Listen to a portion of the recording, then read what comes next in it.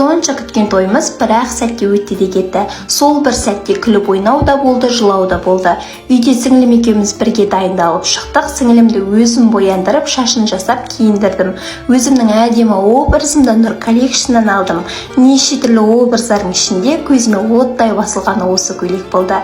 Өте қолжетімді бағада үйіме дейін тез жеткізіп бере қойды. Біраз адамның көңілін жаулап, құдалықтың гүлі болдым.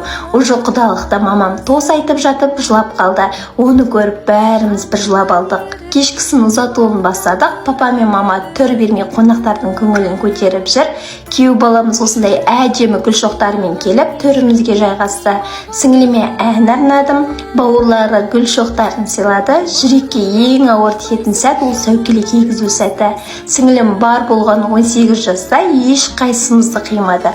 Әсіресе папамды. Сонымен тойды абыроймен атқарып, қызымызды құттиясына қондырдық. Өзімнің жан дегенде жалғыз бірақ түйір сіңілім бар. Сіңілімнің ешқашан жылағанын қаламаймын, бақытты болғанын қалаймын. Бұйырса ертең құдалықтың және де тойдағы қызықтарды салатын боламын. Мені жоғалтып алмас үшін лайк басып тіркеліп алыңыздар.